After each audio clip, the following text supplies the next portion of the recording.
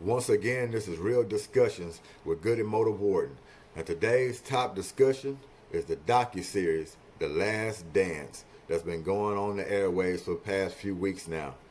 Man, I gotta tell you, I was a big Michael Jordan fan back in the day, just like everybody else was. If you was in sports or athletics, he was your guy growing up.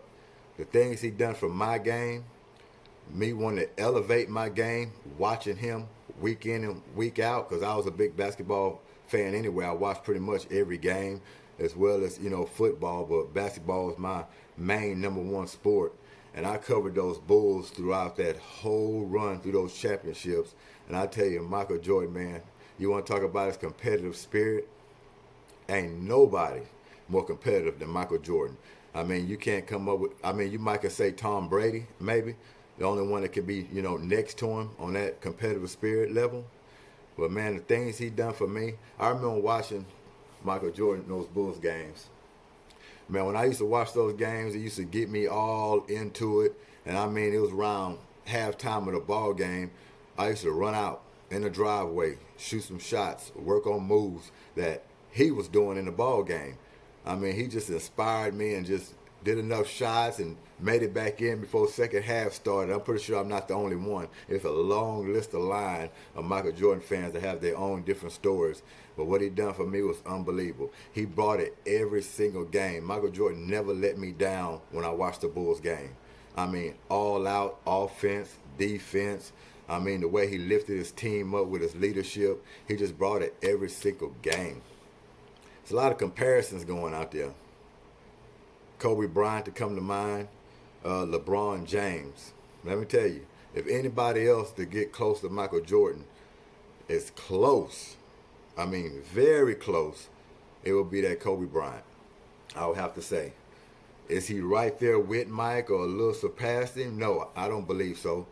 But no one can duplicate what Michael Jordan did with somebody in the name of Kobe Bryant, and rest in peace to him, because it's times I watched Kobe Bryant play, and by his body language and his demeanor and the way he moved on the floor, remind me of Mike. He studied under Mike. He had almost the same competitive spirit as Mike. So it's very close, but I would say Kobe Bryant came up just a little short duplicating Michael Jordan, and that's no knock to him. Rest in peace to Kobe Bryant. But that's just to show you what level Michael Jordan has set throughout all athletics and in the NBA. That Kobe Bryant was just right there duplicating everything he did. And the next player that I want to come up with is LeBron James. LeBron James, big fan of LeBron James, matter of fact, especially Miami Heat, of course. Like I said, that was one of my teams that he came and joined Wade on. But LeBron James is a different kind of player. Great, yes, he's great in his own right. But comparing him to Michael Jordan just not fair. Like some of them say, it's better to compare him to Magic Johnson than to Michael Jordan, because he's a pass first guy. Now he can kill you on some scoring as well, but his first mind to think is to pass the basketball, get his teammates involved. So I think he comes up a little short as well. And I would say, as far as Kobe Bryant and LeBron James, that's a tough one. I mean, who you're going to put above? A lot of people will say Kobe Bryant, and I probably would say Kobe Bryant. Reason why is a competitive fire spirit. I love guys that are hard-edged like that, demanding greatness from their teammates, and just go out there on the court like Michael Jordan did and looking to take you out. That's how I was. Every time I jumped on a hardwood, and that's the reason why I like Michael Jordan and Kobe Bryant so much, because when you get on that hardwood, you're thinking the next guy next to you, you're trying to whip him at any cost. You're going to embarrass him. This guy cannot guard me. You're going all out, and you just have a high degree of wanting to win. Whatever it takes to win the ball game, that's what you want to do. And that's the way I approach the game. Never played in the NBA. I went to college and played, but I never got on that NBA level. But I'm telling you, competitive spirit is my game, and those guys did it for me. I don't care what happens. I don't care if you're not athletic or you don't have any game at all. If you go out there and give 110% and try to win the ball game, you all right with me. So LeBron James, that fire and that killer instinct, I think he has it to a certain degree. I don't think he has it on Kobe Bryant and Michael Jordan's level, but he has it for us today's game. Killer instinct. You know, he's not gonna get in people's face. He's not gonna cause a argument or a fight in the locker room. But you know, it's still effective. He still can bring his team up by the way he plays and gets them involved. And I like to compare the different eras. It's real different. The way I compare the different eras from the 80s and 90s when Michael Jordan played into today's game, I think in the 80s and 90s, back in that time, I call it a sprint. In today's game, it's more like a marathon. And I'm going to tell you why. The 80s and 90s when Michael Jordan was coming in, I call it a sprint because every game was played like it was his last. Everybody was jockeying for position, trying to get into the playoffs. So you had this competition on both ends of the floor. Everybody's trying to get the better of the other guy. You had more injuries. You had more fights. They didn't take a day off. It was just high competitive basketball back then. Everybody's jockeying for position in the playoffs, so you're going to get high stakes defense and offense, and I loved it. It wasn't whistles blowing all over the place. You can beat up guys. So, yeah, I call that a sprint. In today's game, man, these rules they incorporated just won't dictate that kind of style of basketball play. And I understand it. You know, this game, it had to evolve into something else if you want to keep the right product on the floor. But in today's game, you got load management. That's one reason why it's a marathon. People are looking for the long stretch, trying to be healthy, trying to get your team together and make sure all the pieces are there when it comes to the playoffs. That's one reason why it's a marathon.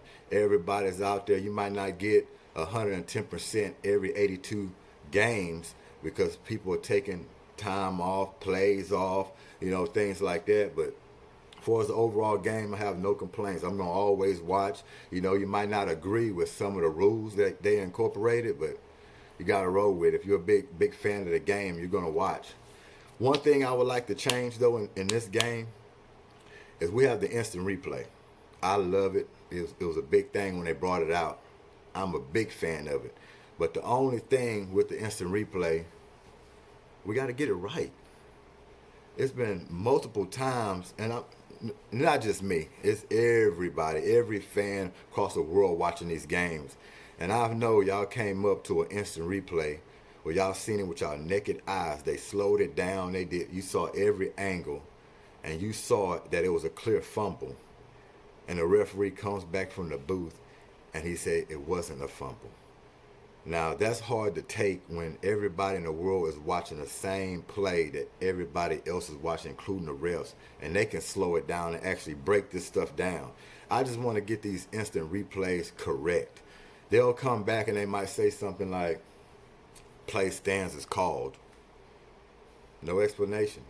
And the reason why, because it seemed like, I don't want to say there's a loophole there, but I think you need to explain more instead of just saying play stands is called. Or it wasn't enough evidence. But you can say that, but what we're looking at, there was enough evidence. It wasn't a fumble. Or it was a fumble. Or that wasn't a pass interference. Yes, it was. We're seeing this with our naked eyes. That's the only thing that I would say we got to clear it up. Not just in football, but we need to clear it up in basketball as well. Love the instant replays, but we got to jock it and narrow it down to we got to get it right. We got to get it right. That's just bottom line. So really, that's my take on this Michael Jordan Last Dance. Unbelievable. You get some good insights on it. I'd like to hear from you. Matter of fact, on what do you think? Do you think LeBron James is better than Michael Jordan? Do you think Kobe Bryant is better than Michael Jordan? Or vice versa, who was the best player in the game? We can go way back. Some people might think Wilt Chamberlain or Bill Russell.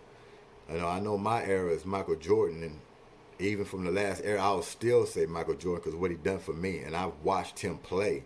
So I know what this guy offered and what he's done and to change the game and everything else. So I'm going to stick with Michael Jordan, and that's just the way it's going to be. So we can argue all day long, but leave me some comments if you think otherwise. Who was your best player, or who you think is the greatest player to ever play this game?